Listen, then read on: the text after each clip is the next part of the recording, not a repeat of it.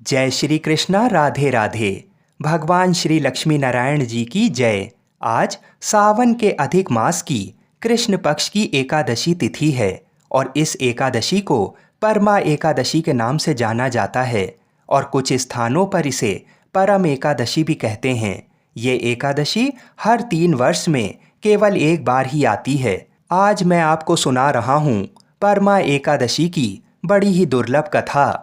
आज के दिन एकादशी माता और परमा एकादशी की पवित्र कथा को सुनने से मनुष्यों की जन्म जन्मों की दरिद्रता नष्ट हो जाती है और संकट कट जाते हैं तथा धन से भंडारे भर जाते हैं और मनोकामनाओं की पूर्ति होती है तथा बैकुंठ की प्राप्ति होती है। तो आप सभी लोग बड़ी ही श्रद्धा और प्रसन्न चित मन से इन कथाओं को पूरा अवश्य सुनिएगा। एक बूढ़ी माँ ने एक बार एकादशी का व्रत रखा। बड़ा ही भाव भक्ति से पूजा अर्चना की। उन्हें वृद्धावस्था में क्या बाधा थी, वे तो अपने पुत्र पौत्रों की सुख सुविधा के लिए व्रत रखने लगी थीं। वे दिन भर तो जरा कठोर मन करके अपनी प्यास को रोके रहीं। दिन में पूजा पाठ किया, कथा सुनी और पंडित जी को मिट्टी के पात्र में भरकर पानी और ऋतुफल दान में दिए। दोना भर भर के बूरा शक्कर वितरण किया। उन्हें गर्मी के कारण बहुत बेचैनी हो रही थी। इस कारण से बड़ी देर तक पानी में पड़ी रहीं और पानी के कुल्ला करती रहीं। मुंह धोती रहीं, तब कहीं थोड़ा बहुत धैर्य बंध पाया। धूप तो तेज पड़ ही रही थी, इस कारण बार बार मुंह सूख रहा था। बूढ़ी माँ बहुत बेचैन हो रही थीं। एक बुढ़ापा और दूसरा ये भयंकर गर्मी। वृद्धावस्था की स्थिति तो कुछ दूसरी ही प्रकार की होती है। जैसे जैसे रो धो के दिन कट पाया, अब पहाड़ सी रात सामने थी। उसका कटना बड़ा ही कठिन दिखाई दे रहा था। खटिया पर पड़े शांति नहीं मिल रही थी। वे बार बार करवट बदल रही थीं। अनेक बार वे बाहर जातीं और भीतर आतीं। उन्हें घर के अंदर शांति नहीं थी। वे पड़ी पड़ी एकादशी माता का स्मरण करती रहीं। वे कहती रहीं कि हे माता जी, आप मेरी लाज रखिएगा। आप ही मुझे शक्ति दे दीजिएगा जिससे मैं भली भांति आपका व्रत कर सकूं और ये पहाड़ सी रात शांतिपूर्वक व्यतीत हो सके। प्यास के कारण बूढ़ी माँ की बेचैनी तो बढ़ ही रही थी। उन्होंने धैर्य रखने का बहुत प्रयास किया, किंतु सहनशीलता की सीमा टूट गई और वे घबराकर एकदम चिल्ला पड़ीं। बोलीं कि बचाओ बचाओ। अम्मा का चिल्लाना सुनकर परिवार भर के नर नारी, बच्चे और पड़ोसी एकत्रित होकर बूढ़ी अम्मा की खटिया के समीप पहुंच गए। सबने पूछा कि अम्मा जी, आपको क्या हुआ? आप क्यों चिल्ला रही हैं? आप इस वृद्धावस्था में ये कठिन व्रत क्यों कर रही हैं? अम्मा जी, शक्ति से ही भक्ति होती है। थोड़ी ही देर में वे फिर से बोलीं कि अरे, हमारे तो प्राण ही निकले जा रहे हैं। मेरी छाती पर ठंडे पानी का घड़ा रख दीजिए। नातियों ने दादी की छाती पर ठंडे पानी का पात्र रख दिया। तब कहीं उन्हें थोड़ा बहुत आराम मिला और थोड़ी देर के लिए उन्होंने अपनी आंखें बंद कर लीं।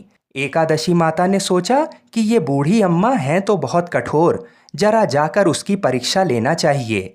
वे आधी रात को मुर्गा बनकर टेर लगाने लगीं। मुर्गा की आवाज़ सुनकर दादी जल्दी से उठीं और बाहर जाकर आसमान की ओर देखा, किंतु आसमान में कहीं उन्हें प्रातःकालीन तारा दिखाई नहीं दिया। वे सोचने लगीं कि ये मुर्गा क्यों और कैसे बोल गया। उन्हें प्यास तो लगी रही थी। थोड़ा बहुत उनका मन भी विचलित होने लगा था, किंतु अंत में उन्होंने दृढ़ निश्चय किया कि मैं अब व्रत को पूर्ण करके ही छोड़ूंगी, चाहे भले ही मेरे प्राण निकल जाएं। ये सोचकर फिर वे खटिया पर शिथिल होकर लेट गईं। थोड़ी ही देर में एकादशी माता ने उनकी फिर से परीक्षा लेनी चाहिए।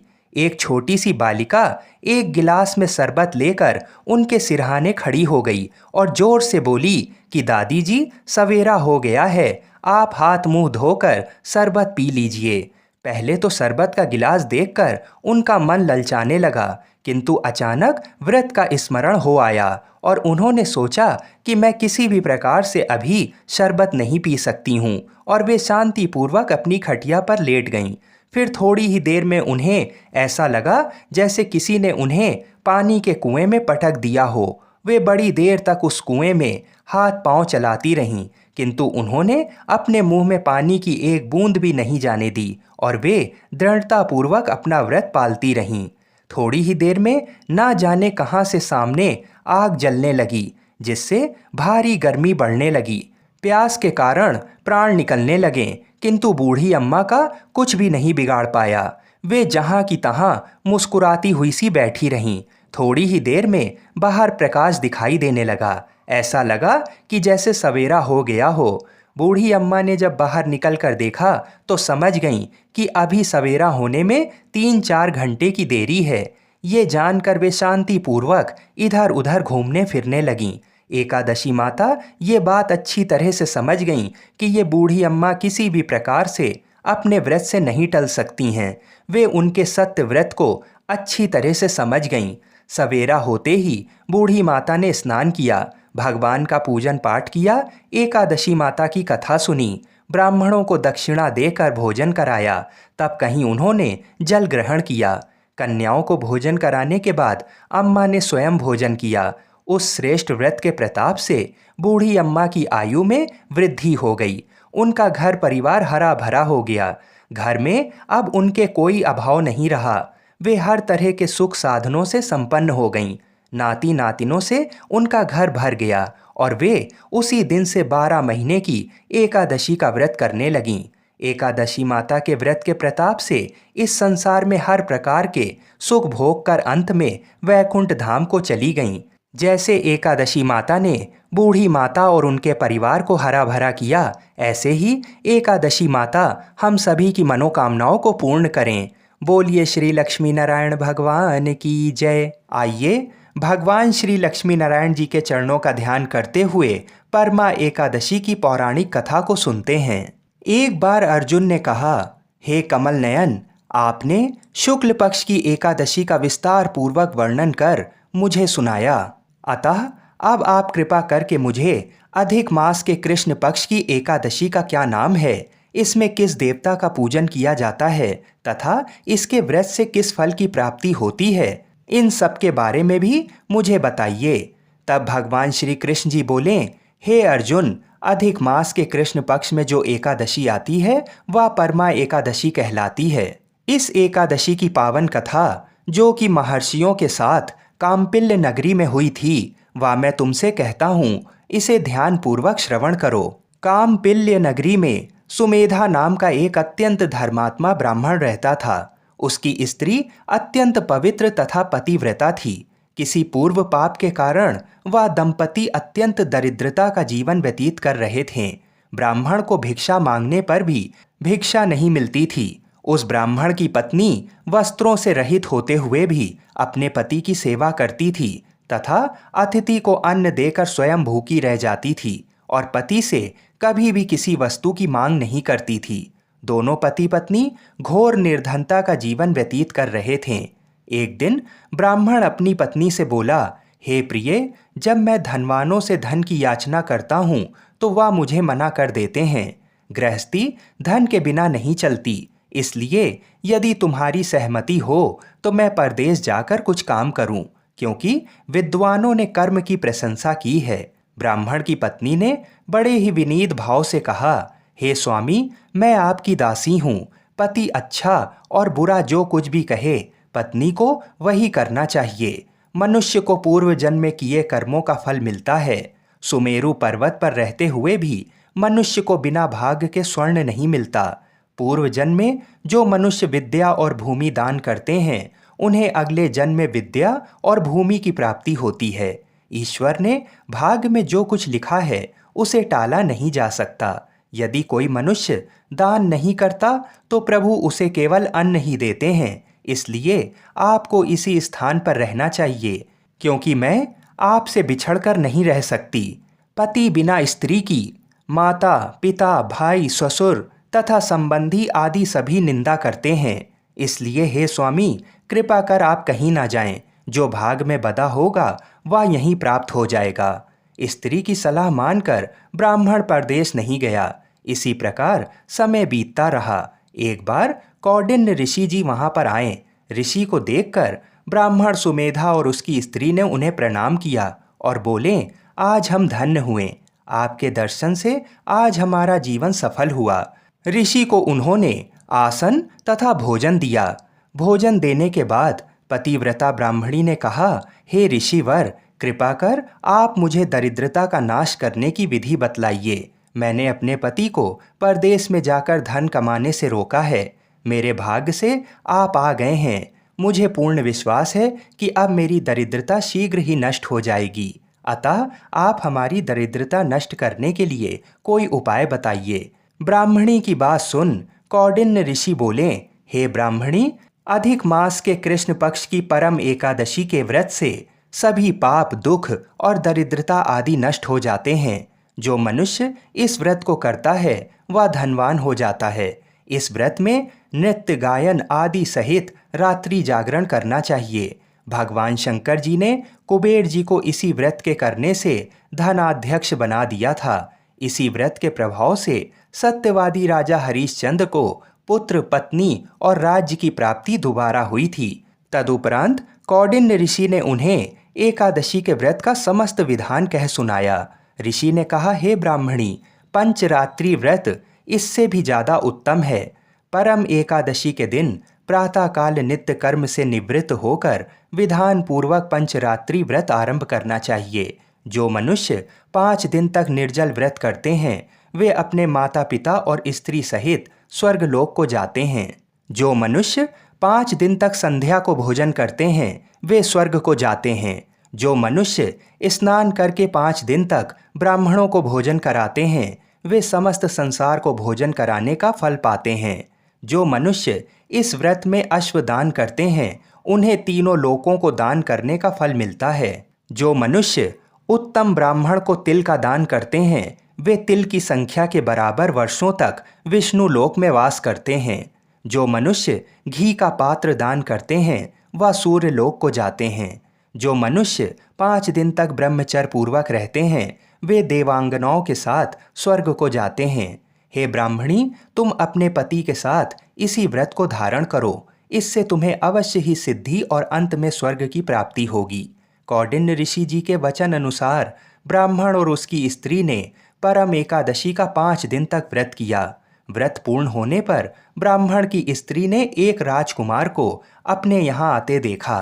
राजकुमार ने ब्रह्मा जी की प्रेरणा से एक उत्तम घर जो कि सब वस्तुओं से परिपूर्ण था उन्हें रहने के लिए दिया।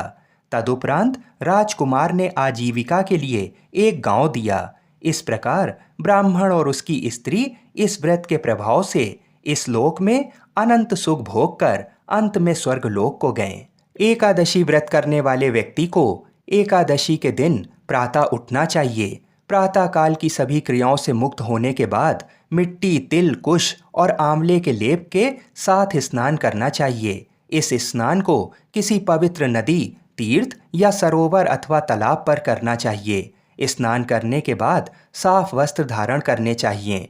व्रत करने वाले को घी का दीपक जलाकर फल, फूल, तिल, चंदन एवं धूप जलाकर भगवान विष्णु की पूजा करनी चाहिए। इस व्रत में विष्णु सहस्त्र नाम एवं भगवान विष्णु के अन्य स्तोत्रों का पाठ करने का बड़ा महत्व होता है। व्रत करने वाले को जब भी समय मिले इनका पाठ अवश्य करना चाहिए। इस दिन सात्विक भोजन करना चाहिए। भोजन में मसूर, चना, शहद, शाक और मांगा हुआ भोजन नहीं करना चाहिए। जो मनुष्य परम एकादशी का व्रत करता है उसे सभी तीर्थों व यज्ञों आदि का फल प्राप्त होता है। जिस प्रकार संसार में 2 पैरों वालों में ब्राह्मण, 4 पैर वालों में गऊ, देवताओं में देवेंद्र श्रेष्ठ हैं, उसी प्रकार मासों में अधिक मास उत्तम है। इस माह में पंचरात्रि अत्यंत पुण्य देने वाली होती है। इस माह में पद्मनी और परम एकादशी भी श्रेष्ठ हैं। इनके व्रत से सभी पाप नष्ट हो जाते हैं। अतः दरिद्र मनुष्य को एक व्रत जरूर करना चाहिए। जो मनुष्य अधिक मास में स्नान तथा एकादशी व्रत नहीं करते उन्हें आत्महत्या करने का पाप लगता है। यह मनुष्य योनि बड़े पुण्यों से मिलती है। इसलिए मनुष्य को एकादशी का व्रत अवश्य करना चाहिए। हम ऐसी मंगल कामना करते हैं कि भगवान श्री लक्ष्मी नारायण जी हम सभी की मनोकामनाओं को अवश्य पूरा करें। बोलिए श्री लक्ष्मी नारायण भगवान की जय। बोलिए श्री राधा कृष्ण भगवान की जय। बोलिए श्री तुलसी शालिग्राम जी की जय। आइए अब बड़े श्रद्धा और प्रेम से तुलसी माता की कथा को सुनते हैं। कहते हैं तुलसी माता की कथा को सुनने से ही एकादशी का व्रत पूर्ण माना जाता है। एक बार एक गांव में एक बुजुर्ग महिला रहा करती थी। वह बहुत ही पूजा पाठ किया करती थी। वह रोज तुलसी माँ की पूजा करती थी और वह बुजुर्ग महिला रोज तुलसी माता से कहती, हे तुलसी माँ, तुम मुझे बहू दे, पीताम्बर की धोती दे, मीठा मीठा घास दे, बैकुंठ में वास दे, चटक की चाल दे, पटक की मौत दे, चंदन का काठ दे, रानी सा काज दे, दाल भात का भोजन दे, 11 की मौत दे और कृष्ण जी का कंधा दे। वह बुजुर्ग महिला हर महीने में तुलसी माता की रोज पूजा करती और उनके बिरले को रोज सींचती। तुलसी माता बुजुर्ग महिला की बात सुनकर धीरे धीरे सूखने लगीं। तभी भगवान श्री कृष्ण जी ने देखा कि तुलसी माता सूख रही हैं और तभी एक दिन भगवान श्री कृष्ण तुलसी माता जी के पास प्रकट हुए और भगवान श्री कृष्ण जी ने तुलसी माता से पूछा, तुम क्यों सूख रही हो? सभी महिलाएं तुम्हारी पूजा करती हैं और तुमको रोज सींचती हैं, लेकिन फिर भी तुम सूखती जा रही हो, इसका कारण क्या है?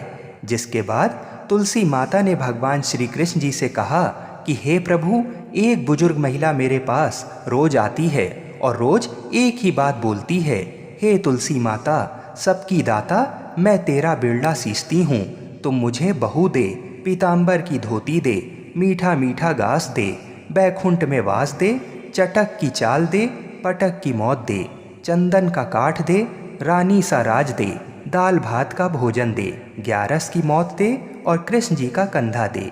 मैं उस बुजुर्ग महिला की सारी मनोकामनाएं पूरी कर सकती हूँ, लेकिन उसकी एक मनोकामना पूरी नहीं कर सकती। मैं कृष्ण जी का कंधा कहाँ से दूंगी?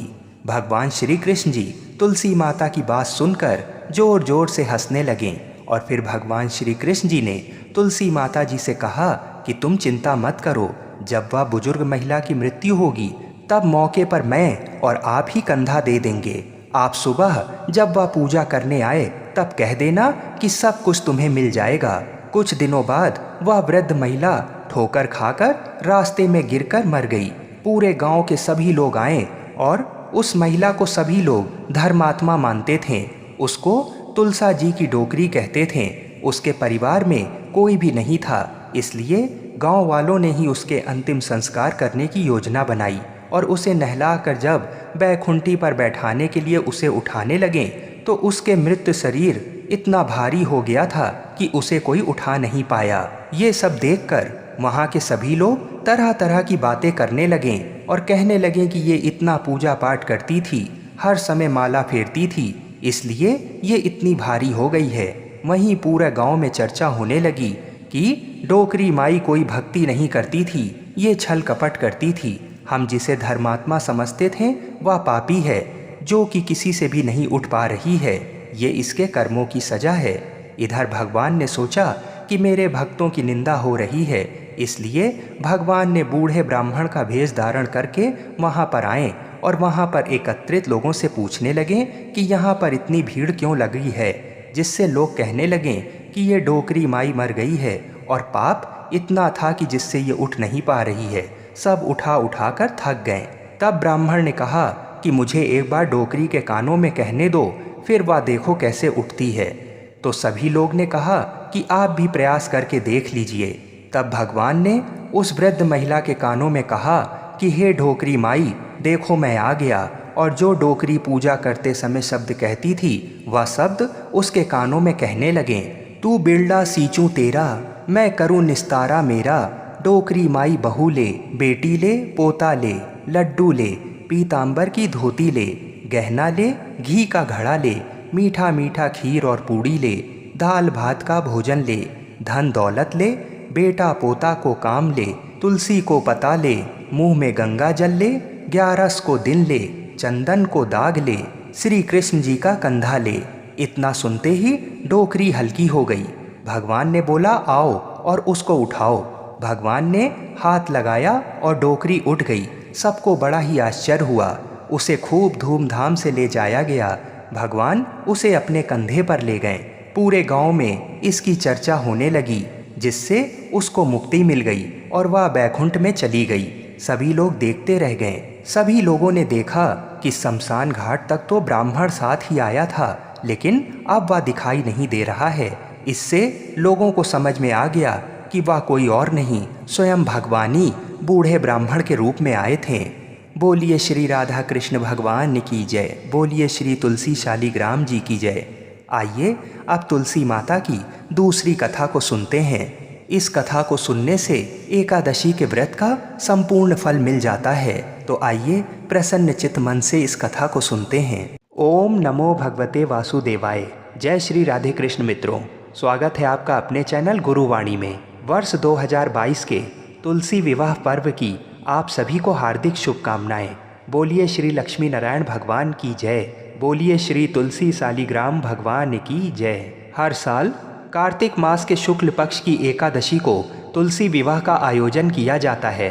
कुछ स्थानों पर देव उठनी एकादशी से लेकर कार्तिक पूर्णिमा तक तुलसी विवाह का आयोजन किया जाता है। तुलसी विवाह पूरे भारत में विवाहित महिलाओं द्वारा अपने पति और परिवार के सदस्यों की भलाई और उन्नति के लिए रखा जाता है। हिंदू धर्म में तुलसी के पौधे को पवित्र पौधा माना जाता है और उसे माता के स्वरूप में पूजा जाता है। तुलसी को स्वयं देवी महालक्ष्मी का अवतार माना जाता है।